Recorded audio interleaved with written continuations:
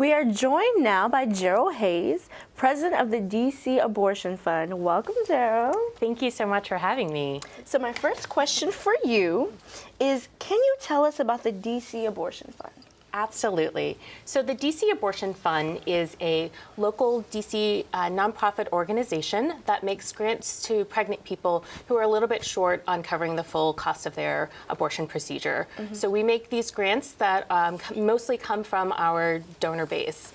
We are also completely volunteer run, so we have over 400 volunteers who help to manage our case lines, who help make sure that our folks have the opportunity to get the care that they need.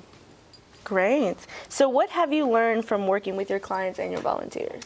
One of the things that I think is most important about our volunteers and our client base is that they really care about access to abortion and making sure that patients have what they need to get access to this care.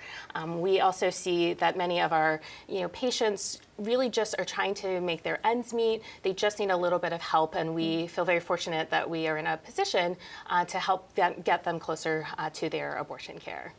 I also want to say our volunteers are also really amazing. We have a case management line, a helpline that we have lines in for our DC patients, for our Maryland patients, and Virginia patients. And our case managers really work hard to make sure that patients get the support that they need. Really give them an opportunity to provide grants to get the care that they need. Wow, I want to shout out like that. That was great. Hey, shout out. Hey, volunteers. Okay, so how can folks support the work at DCAFF? One of the things that our organization is really driven by our volunteers, and it's driven by our donors. So the best thing that supporters can do is make a donation to our organization. They can go to www.dcabortionfund.org.